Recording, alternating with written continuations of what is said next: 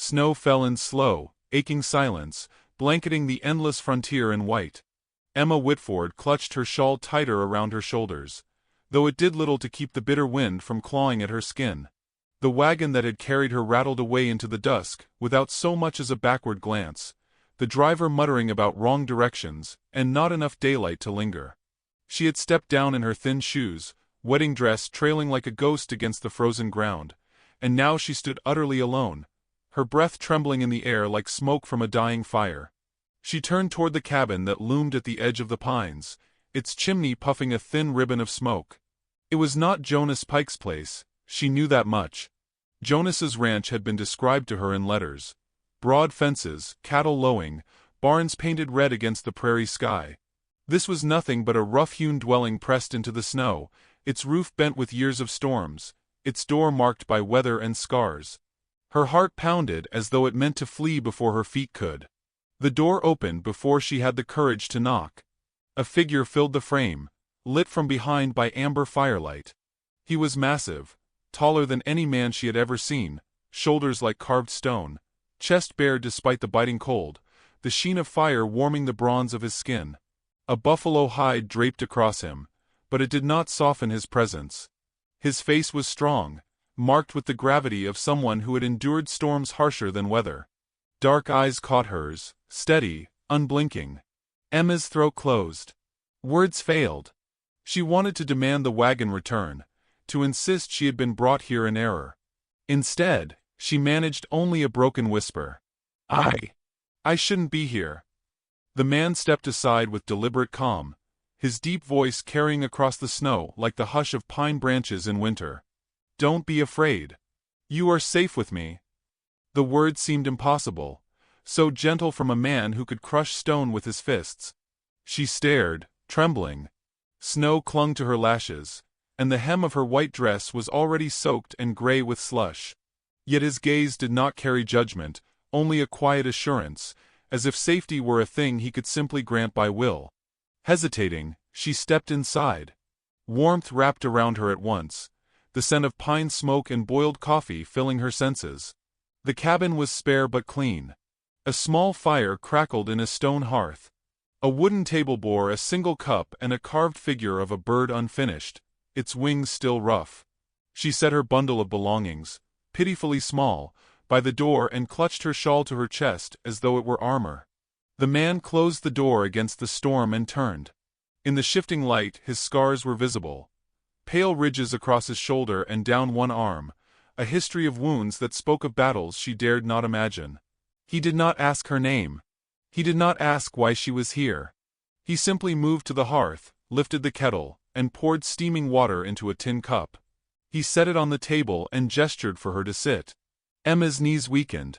She lowered herself onto the bench, hands trembling around the cup as heat seeped into her fingers. Shame burned hotter than the fire, shame for being misplaced, for being unwanted, for being a parcel left on the wrong doorstep. Her family had sent her west to Jonas Pike, to be married off like a bargain struck at a fair. And now she was here, with a stranger whose silence spoke louder than any vow. "You are," she struggled, eyes fixed on the fire. "You are not Jonas Pike." The man's lips curved in the faintest shadow of a smile, not mocking, not cruel. No. His calmness unsettled her. If he had laughed, she could have hated him. If he had raged, she could have fled. But he offered nothing but quiet, as if he knew storms passed on their own without force. She sipped the drink, bitter but grounding, and dared to glance at him. His gaze was fixed on the flames, not on her, as though her presence did not trouble him in the least. Outside, the wind pressed against the cabin walls, howling like a chorus of ghosts. Emma shivered, the memory of town gossip already creeping into her bones. What would they say of her, delivered to the wrong man's door, sitting by his fire in her wedding dress? Her reputation would be ashes before she even reached the altar. Yet when he shifted to place another log on the fire, she caught the quiet care in his movements. No man had ever treated her with such wordless gentleness. Not her father who had signed her away with ink. Not her brothers who had sneered at her silence. Not Jonas Pike, whose letters had been curt, impatient, and filled with instructions as though she were already his servant. Here, in the wrong cabin, She felt for the first time that she could breathe without fear of rebuke. The kettle hissed. He sat across from her at the table, posture straight, his presence immense. She gathered her courage. I was meant for another. They left me here by mistake. His eyes lifted to hers. In them, she saw neither surprise nor pity. Only recognition, as though he understood mistakes had long been the way of the world, and survival was what mattered after. Then the storm has chosen you a different path. Her chest tightened. She wanted to protest, to insist that she belonged elsewhere, but the words withered. She sipped again, the bitter drink warming her throat, and silence filled the cabin like a sacred vow. For a long time, neither spoke. The fire popped. Snow pressed harder against the windows. Emma felt herself softening, a small shift beneath her ribs. Perhaps safety was not a promise written in letters, or sealed with a family's command. Perhaps it was this: a cup of warmth, a steady gaze, a quiet voice saying don't be afraid. Her eyes drifted to the carving of the bird on the table. Its wings were half-shaped, rough but reaching.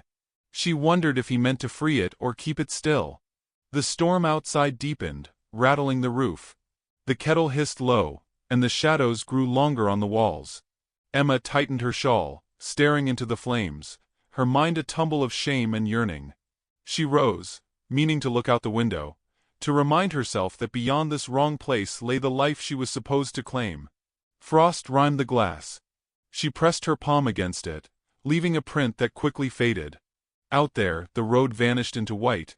No tracks, no wagon, no sign she had ever been delivered at all. Her reflection stared back at her. Pale, uncertain, her white dress ghostly in the dim light.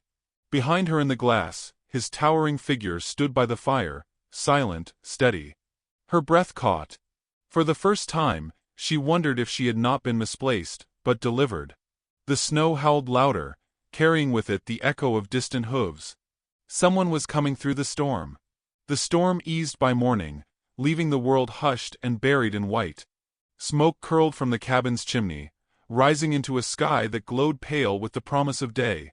Emma stood at the threshold, her hands folded around the faded shawl the man had laid across her shoulders the night before.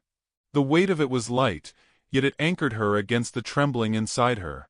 Beyond the pines, the path toward town beckoned, though she dreaded the eyes that would follow her there. Dakota, she had learned his name whispered from a neighbor's lips, stood beside her, a towering figure wrapped in his buffalo hide. He had not asked her to stay, nor had he spoken of sending her away. His silence gave her space, but it also left her alone with her fear. Still, when she stepped forward into the snow, he followed a pace behind, his shadow long and sure against the drifts. By the time they reached town, the streets were alive with the scrape of shovels, and the calls of men tending livestock. Women in bonnets paused at water pumps, their eyes cutting sharp glances toward the unlikely pair. Emma kept her chin lowered, but whispers still carried across the brittle air. That's her, Pike's bride, gone astray. Fool girl, clinging to a savage like that. Mark my words, she'll be ruined before spring. Each word struck like sleet against her skin. She clutched the shawl tighter, wishing she could vanish into the folds of its fabric. Yet she felt Dakota's presence steady behind her, neither hurried nor ashamed, and something in that steadiness gave her courage to keep walking. Near the general store, Sheriff Amos Briggs appeared, broad-shouldered and gray-bearded, his badge glinting coldly in the light. He blocked their way with a look of practiced authority. "Miss Whitford," he said, drawing out her name so that everyone nearby could hear it. "You were meant for Jonas Pike's ranch. What business have you at this man's door?" Emma's mouth went dry. She opened it to explain, but the shame pressed too heavy. She managed only, "The wagon left me there. It was a mistake." "A mistake?" the sheriff repeated, his tone sharp as a blade. His eyes flicked to Dakota, narrowing with suspicion. "Or a choice you'll regret. That man has no claim to you. You'll see Pike before the week's end, or this town will have no peace." Dakota said nothing. His gaze did not waver, his silence more defiant than any words could have been. He stood like a stone that no storm could move, and though the sheriff spat in the snow and turned away, the whispers thickened, clinging to Emma's dress as she walked. Inside the store, the air smelled of flour and leather, yet the weight of judgment pressed even here. Martha Vale, the shopkeeper's wife, leaned close to another woman, her bonnet casting a shadow over sharp eyes.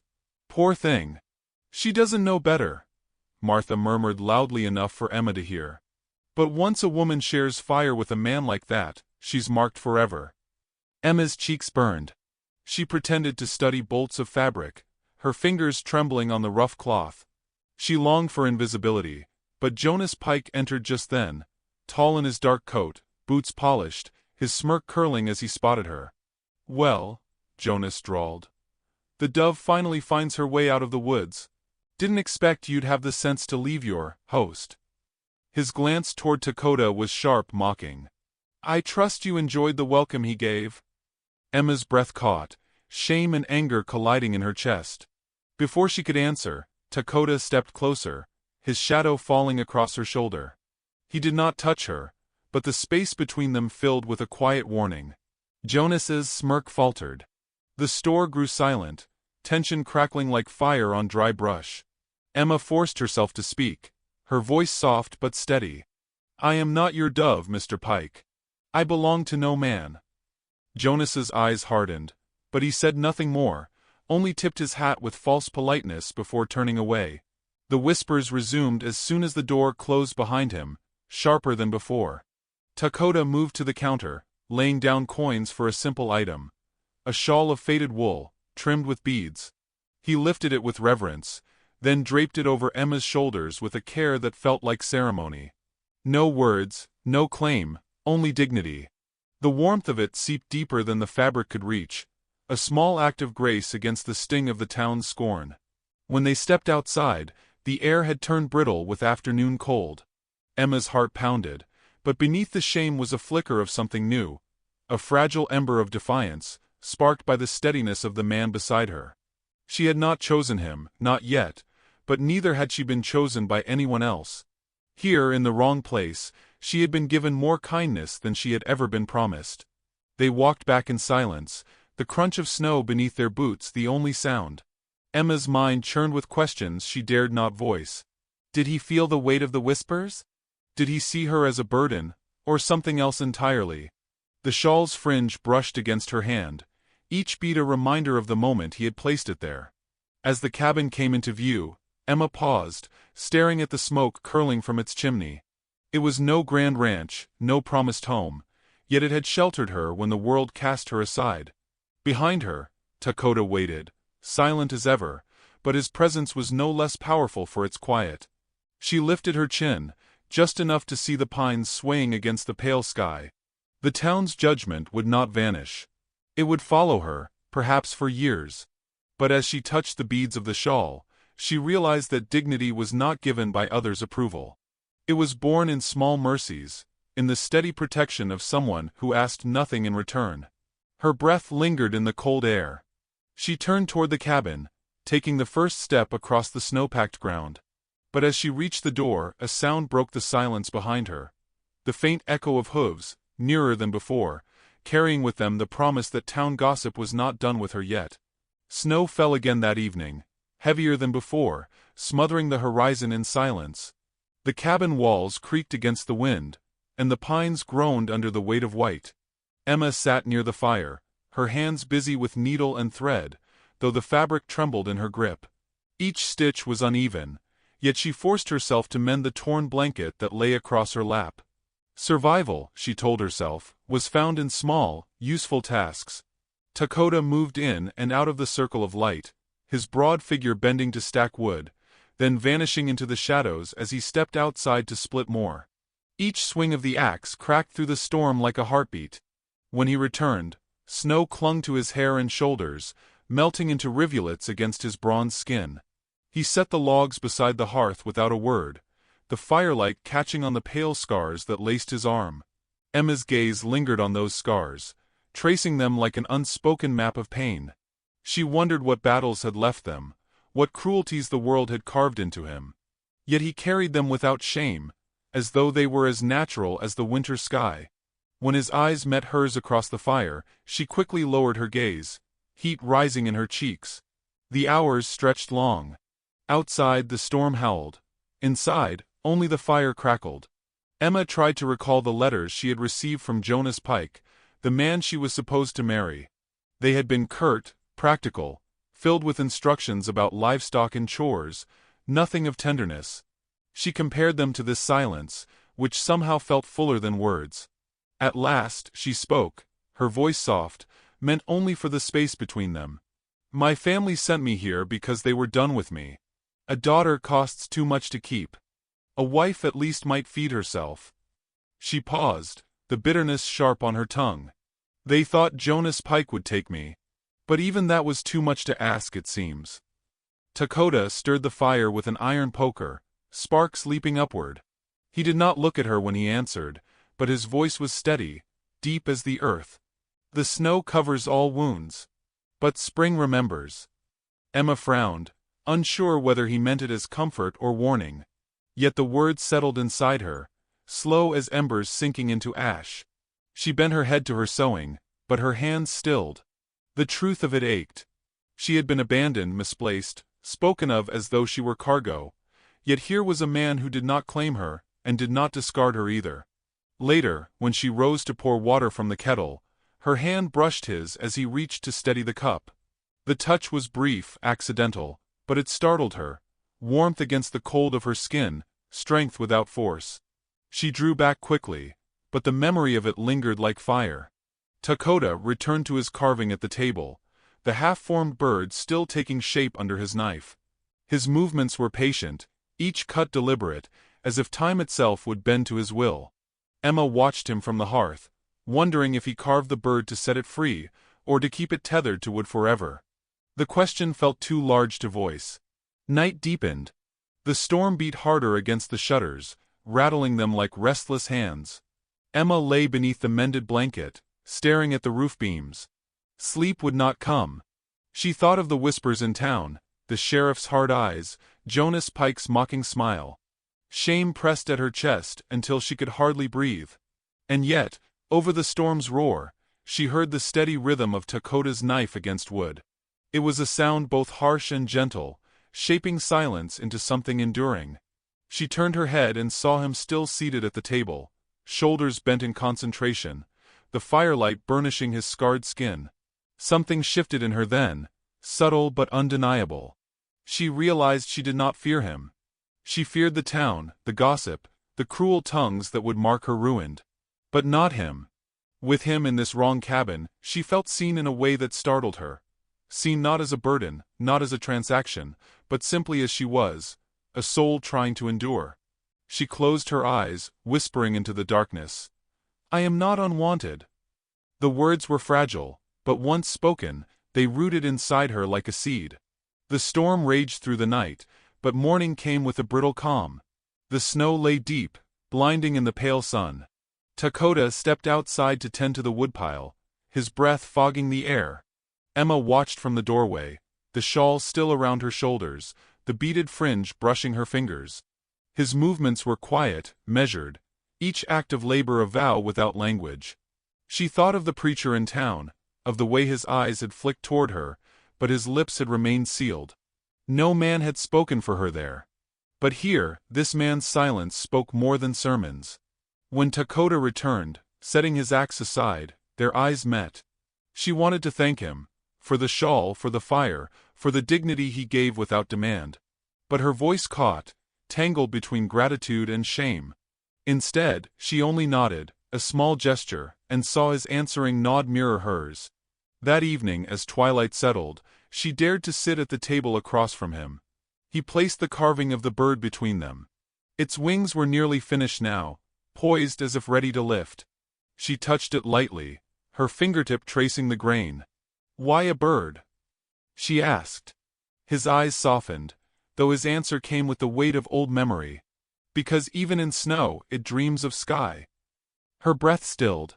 For a long moment, they held one another's gaze, the silence between them carrying more than words could hold. Outside, the wind rose again, rattling the shutters. Emma pulled the shawl tighter and stared at the carving, her heart pounding with something she could not yet name. Then came a sound. Hoofbeats, urgent, breaking the quiet rhythm of their shared silence. Someone was approaching through the snow, and Emma knew the world beyond their walls was not finished with her yet. The snow pressed down on the land like a weight of silence, muting every sound beyond the crackle of fire inside the cabin. Emma sat close to the hearth, her shawl wrapped around her shoulders, trying to absorb its warmth into the hollowness of her bones. The white dress she had arrived in, so bright in town, soiled now with soot and snow, lay folded across a chair to dry. She moved her fingers nervously over a piece of cloth, needle in hand, forcing stitches into the torn edge of a blanket. The rhythm gave her something to cling to, though each thread felt like it tethered her to a place she was unsure she belonged. Dakota moved with quiet purpose, splitting wood outside, then returning with his arms stacked high, the door opening to let in a rush of cold that made the flames flicker. Snow clung to his hair, his bare chest glistening where it melted into drops. The scars across his shoulder caught the firelight, pale streaks like old lightning across a dark sky. He set the logs down without looking at her, feeding the fire as though it, not the silence, was what needed tending. Emma studied him in fragments, the steady line of his jaw, the way his hands gripped the axe, the deliberate patience in every motion. He spoke little, but his silence was not emptiness. It was a presence that pressed close, asking her to fill it with her own truth. Yet truth was the hardest thing she carried. Her stitches faltered. She stared into the flames until her voice broke from her, like something unwilling but inevitable. My family gave me away. A burden costs too much to feed. Jonas Pike was meant to have me, to marry me, to make me useful. But the wagon left me here. A mistake. Her throat tightened around the last word, shame rising like smoke. She braced herself for judgment, for dismissal, for the cold weight of indifference. Dakota stirred the fire with an iron poker, the sparks spiraling upward. His voice, when it came, was deep and unhurried. The snow covers all wounds. But spring remembers. Emma blinked, uncertain. Was it comfort or warning? Yet the words lingered in her chest, heavy but not cruel. She pressed the needle into the cloth again, but her hands trembled too much to guide the thread. She set it aside, staring at her lap. The kettle hissed, filling the air with steam. She rose to pour water into a tin cup, but as she did, her hand brushed against his. The touch startled her. The warmth of him seared against her skin, the strength of it undeniable. She pulled back quickly, breath caught in her throat. He did not remark on it, only turned his gaze toward the fire, yet her heart beat as though the cabin walls had closed in around her. He sat again at the table, drawing the small carving toward him, the half-formed bird he had worked at for days. His knife moved with steady precision, shaping wings that seemed ready to lift from the wood. Emma found herself watching him, unable to look away from the care in his hands. She wondered what the bird meant to him, freedom, memory, longing, but dared not ask. The storm outside deepened. The shutters rattled, and the roof groaned beneath snow. Emma lay down beneath the blanket she had mended, though sleep would not come. Her thoughts circled like wolves. The sheriff's hard eyes, the gossiping mouths, Jonas Pike's smirk. She felt herself marked, ruined before she had even chosen the shape of her life. Yet above the storm she heard the steady scrape of Dakota's knife, shaping silence into something enduring. Turning her head, she saw him still at the table, shoulders bent in concentration, firelight tracing every scar and shadow. She whispered into the dark, her voice trembling but true. I am not unwanted. The words startled her, as though they had come from some deeper well she had not known existed. When morning came, the storm had quieted. The land outside lay buried, blinding white under a brittle sun. Dakota carried wood to the pile, his breath clouding in the cold. Emma stood in the doorway, her shawl brushing her hands, and watched him work. Each motion was deliberate, each act of labor offered without command. For the first time, she felt the stir of safety, not in walls or fire, but in the steadiness of another human being. She wanted to thank him, to say aloud that his silence was not a burden but a refuge. The words tangled in her throat, but when his eyes met hers across the snowy yard, she gave him a small nod. He returned it, simple, sure, as though they had exchanged something binding. That evening, she gathered courage enough to sit across from him at the table. The carved bird lay between them now, its wings nearly finished. She reached out, her fingertip grazing the grain. "Why a bird?" she asked softly. His eyes lifted to hers, dark and steady. "Because even in snow, it dreams of sky." Her breath caught. The silence between them stretched long, but it was not empty. It carried weight, promise, and something that frightened her more than shame ever had: hope. Outside, the wind rose again, rattling the shutters. Emma pulled the shawl close, her heart thundering. The fire snapped, sparks leaping, and for a moment she imagined the carved bird taking flight. Then came a sound that broke the fragile stillness, the sharp echo of hooves against packed snow, nearer and nearer. She froze, every nerve braced. Someone was coming through the storm, and whatever waited beyond that door would not leave them untouched. The thaw of spring came slow, dripping from eaves and softening the edges of drifts that had seemed eternal. Yet with the melting snow came whispers sharper than ice. Emma felt them every time she stepped into town, every time she lifted her chin to meet eyes that darted away only after they had burned her with judgment. She was no longer just the girl in the wrong dress at the wrong cabin. She was the Apache's woman, spoken of in tones that cut. On Sundays she tried to sit in the back of the church, hands folded tight around the beaded shawl Dakota had given her. But silence fell like a weight the moment she entered, and the preacher's voice faltered as if her presence were a sin too heavy to preach over. When service ended, women gathered in knots at the door, their glances stitching her shame into the very air. Martha Vale's whisper was loud enough for all to hear. "Once a woman shares a fire like that, no preacher's blessing can cleanse her." Emma's cheeks burned. She pressed her shawl tighter, stepping past them, but the words clung like burrs. Children stared. Men avoided her eyes. She hurried into the sunlight, though even the brightness felt cold. Outside, Sheriff Briggs waited, leaning on the hitching post, his expression hard as a frozen stream. "You've tarried long enough with him," he said, his voice pitched for every ear nearby. "Pike still wants his bride. You'll do well to remember where you belong." Her voice shook but held.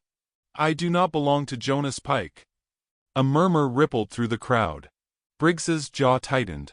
"Then you've already chosen your shame." Behind her, Dakota stood tall, silent, his gaze sweeping the gathering without a word. His stillness was more dangerous than fury. Emma felt the strength of it, though it did little to ease the sting of being branded ruin before the town. That night she could not hold back her tears. She sat near the fire, her hands trembling as she spoke. "They say I'm lost. They say I've ruined myself. Perhaps they're right." Dakota reached into the small box he kept by the hearth, and withdrew the carving he had worked so long upon. The bird's wings were finished now, spread wide as though to take flight. He set it gently in her hands. Emma's tears spilled over. She traced the lines of the wings, her heart aching with a strange new certainty. "Why do you give this to me?" His voice was low, steady, carrying the weight of truth.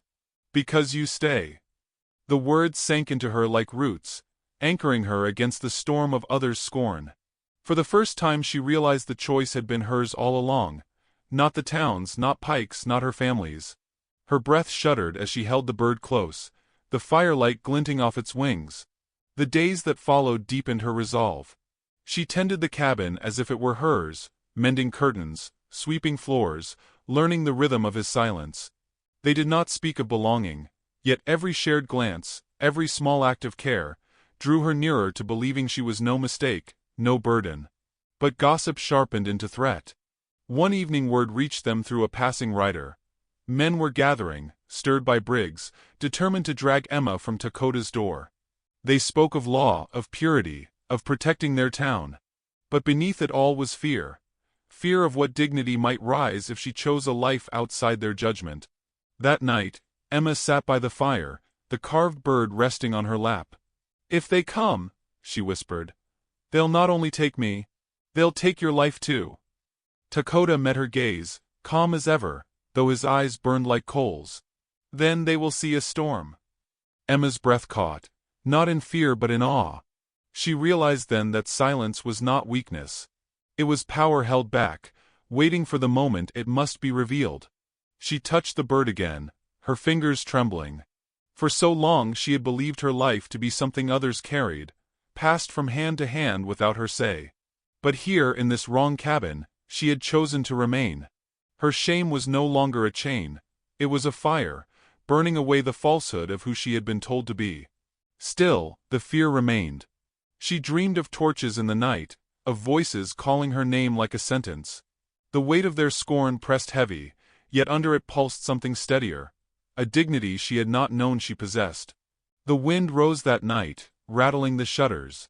Emma sat awake long after Dakota had settled into stillness, the carved bird clutched against her chest.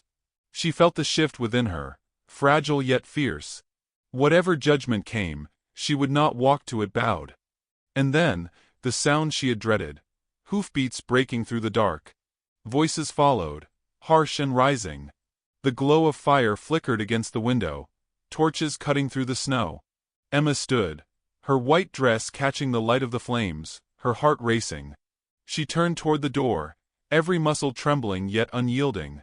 Dakota rose behind her, towering and silent, the storm in his eyes unloosed at last. When the first fist pounded against the door, Emma knew the moment had come when silence would no longer be enough. The pounding on the cabin door shook the timbers, echoing like a drum of war against the storm outside. Emma stood frozen, her white dress glowing in the firelight, the carved bird still clutched in her hands. The torches beyond the window threw jagged shadows across the snow, men's voices rising in anger, in righteousness, in fear. Dakota's silence behind her was a wall, his breath steady, his presence immense. Sheriff Briggs's voice carried through the night. Emma Whitford, you open this door. You've been led astray, and the law won't stand idle while you ruin yourself with him. Come willingly, or we'll take you. Emma's chest heaved. Shame and terror pressed at her ribs, but beneath them pulsed a clarity sharper than fear. She had lived by others' commands, her family's, the town's, Pike's. Yet here, in the wrong cabin that had sheltered her, she realized the truth of belonging was not written by law nor gossip. It was carved by kindness, by fire shared in silence. Dakota stepped forward, his hand brushing her shoulder. His voice, low and measured, broke the tension inside. You do not need to open it. Her throat tightened. She wanted to hide, to yield, but something within her, rooted by his steadiness, watered by her own tears, rose instead. She set the bird down carefully, smoothed her dress, and moved to the door. When she pulled it open, a gust of snow and torchlight rushed in, stinging her skin. The men stood in a semicircle, their faces pinched with cold and conviction. Jonas Pike was among them, smirking as though victory were already his. Sheriff Briggs held his lantern high, the flame flickering. Come, girl. Enough of this shame. Emma's voice trembled at first, but it carried into the night. You say I am lost. But it was you who cast me aside. You left me in the snow, a mistake, a burden. She turned slightly, gesturing toward Dakota's shadow in the doorway. He gave me shelter when none of you would. He asked for nothing. He gave me dignity. A murmur rippled through the crowd. Briggs scowled, raising his hand to silence them. Don't dress sin as virtue. A woman's place is clear. You belong with your own kind, not with.